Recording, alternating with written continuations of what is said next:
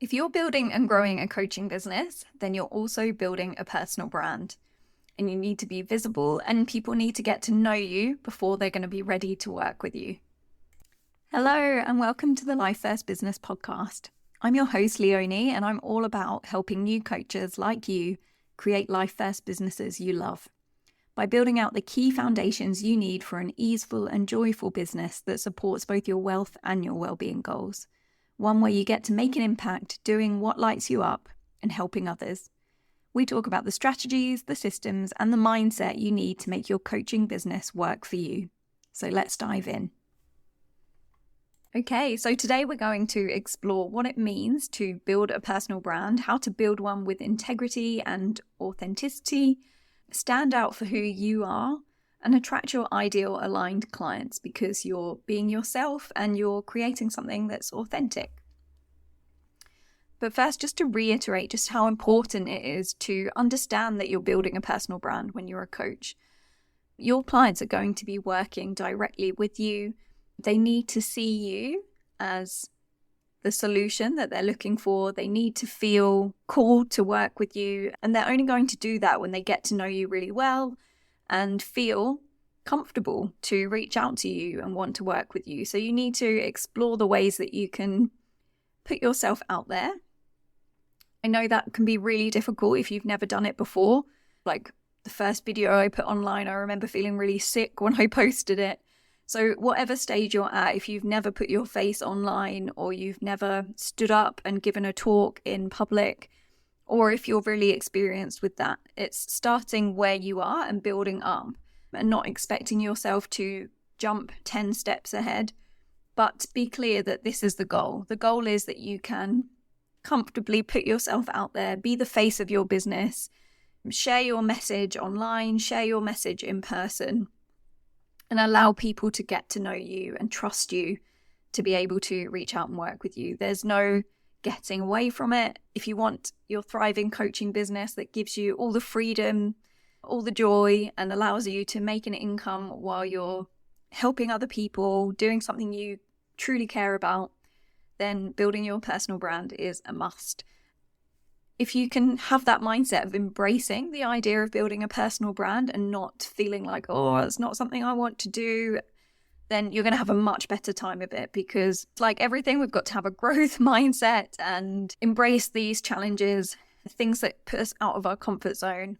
That's what business is. So if you're ready for the roller coaster of being a business owner, getting over these challenges and putting ourselves into a place of discomfort until we feel comfortable doing that thing is just part and parcel of the journey. And personal branding is a big one that can hold people back for a long time because they're not embracing it and then trying to just make their business work without having to really put themselves out there and get visible. But the sooner you accept, okay, this is something I've got to do, I've got to get visible, it's going to be uncomfortable. What's the first step I can take? What's the next step after that? And just take it one step at a time. Maybe the first thing is getting your face on your social media, posting just a static photo of yourself, introducing yourself, and take it from there. You don't have to go straight into doing lives on Instagram or standing up in front of a room full of hundreds of people. Take it step by step. The things I'm going to talk about today are going to really help you to build the foundations of that, build the confidence that you need to be able to do it because you're really clear on what you stand for, what you're about, and you're taking the pressure off yourself to be the perfect expert that knows everything. That's another thing that can really hold a lot of coaches back is imposter syndrome. I talked about it last week, and I just read something in a book over the weekend which was really apt for this episode. So I'm going to talk about that too, and I'll recommend that book to you. Another thing I've talked a lot about in past episodes is the growth of the coaching industry over the past couple of years since the pandemic, how much busier it is on social media in the coaching space, and why personal branding is even more important than ever. And the type of content that is getting through online is authentic content where people are telling their stories. And I've noticed this myself. When I put up a post which is about my personal story or my personal experiences, that gets a lot more engagement than necessarily when I'm just sharing a tip or a strategy for someone else to use. So it's all about you. It's all about the experiences that you've been through, the beliefs you have, and how you're bringing that into your coaching. So getting clear on all those things, getting clear on what your values are and what your perspectives are is going to really help you to build your personal brand. But I also want to help you take the pressure off being totally unique, completely reinventing the wheel with everything that you're doing in order to stand out. That's not what it's about. It's about being authentically you. There's no one else like you. You are unique as you. So if you can bring you into your coaching business, that's how you will stand out. That's how you will be unique. It's not about emanating what someone else is doing. It's not about trying to fake it till you make it. It's about getting clear on who you are in the context of your business, the experiences, the beliefs, the values that you're bringing to your coaching, and weaving that all through your messaging and all through the way that you show up in your business. So I'm going to share some different tips and strategies on how you can do that, and I hope it will be a really good starting point for you to get clear on your personal brand.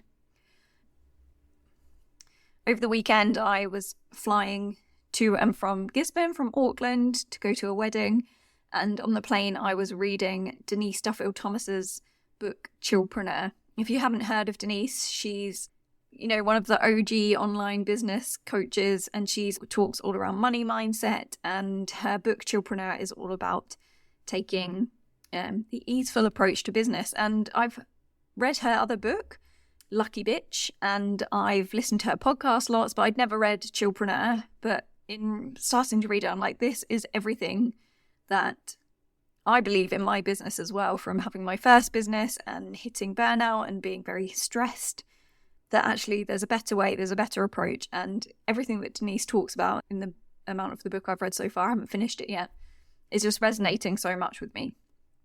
One really amazing thing she talks about is that you don't have to be an all-knowing guru in order to have a place in your industry, in your niche, and to deserve to be there, putting yourself out there as a coach to help other people. That you can be a contributor. So you can be someone who shares what they know, helps clients with integrity, and grows alongside them.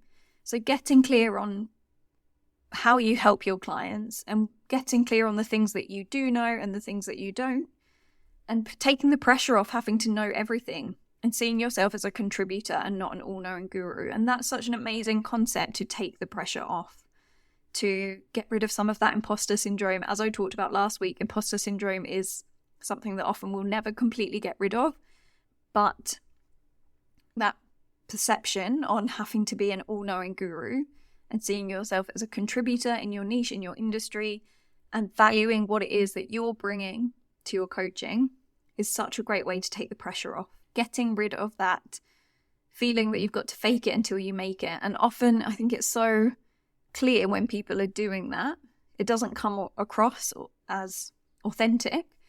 And, people can sense that. Whereas when you're getting really clear on who you are and what you do know, and valuing that, you're going to feel a lot more authentic, and that authenticity is going to come across as well. So this concept will really allow you to focus on being confident and clear about how you help your clients, and clear and confident about how you don't help them. And that's fine. You don't need to do everything. So one of the first steps of building your personal brand is to get clear on your values, your views, and your vision for your business. So what values do you bring to your business? And these don't have to necessarily be the exact values that you have outside of your business. They're values that are important to you in business. So that could be around your beliefs in your industry and your unique perspectives, and understanding those and getting clear on them is really important. So for me, with my coaching business, optimism is really important to me. I want to help my clients be positive around their business and have the belief that things are going to work out. I'm always clear that there's going to be hard things in business, but at the same time, we don't need to overcomplicate things, and we don't need to always believe that it has to be hard. Optimism is important to me. Empathy, I'm an empath. I like to bring that into my business and understand my clients, make a connection with them, and feel like I really understand what they're going through, and show them that I understand what they're going through. Simplicity is a really important value that I bring. I don't want my clients to overcomplicate their business, and I also want to make sure when they're working with me, it doesn't feel overwhelming and confusing. Simplicity is really important, and support. So it's really important that my clients feel supported and that they don't feel like they're alone in the journey. So those are my core values in my coaching business. And it's a really good task to go through, is getting clear on your values for your coaching business, what they mean to you and why they're important. So getting this clarity around your values and your perspective helps you to create a unique brand that stands out without having to completely reinvent the wheel or feel like you've got to be so out there. It's just about getting clear on what you stand for and staying true to it. You can also set boundaries around your personal brand. I think when people hear the word personal brand, they're kind of feeling like, oh, I've got to share my whole life online in my business. And that's not the case at all. You can have boundaries around what you share. Yes, you want people to feel like they've gotten to know you and that they understand a bit of the behind the scenes and who you are as a person.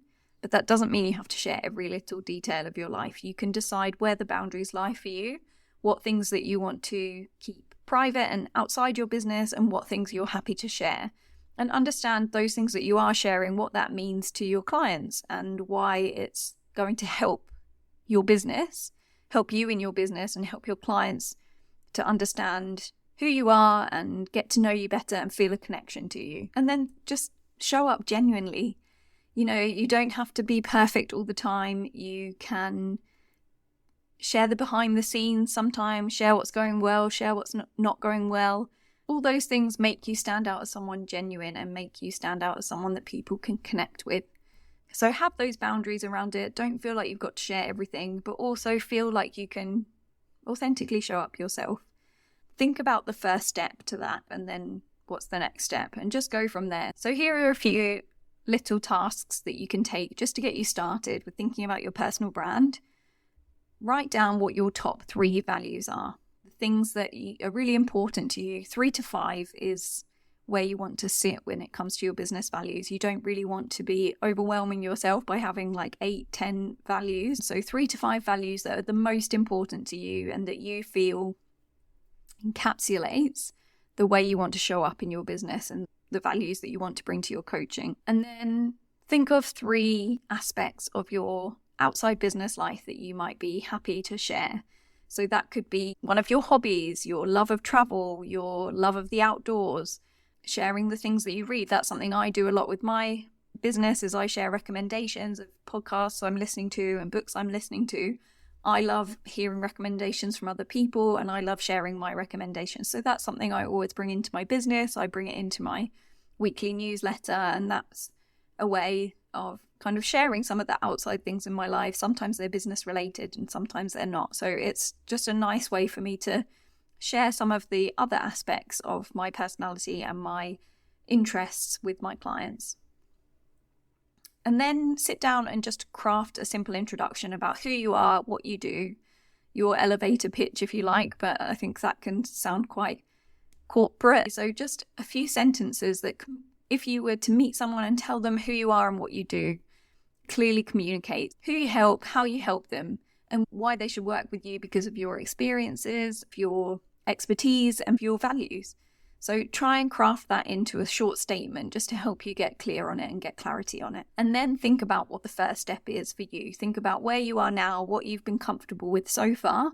What's the first step to putting yourself out there and getting visible that's pushing you out of your comfort zone, but not so much that it's terrifying? And take that first step. So just decide, is that just sharing a selfie of yourself on social media with an introduction post?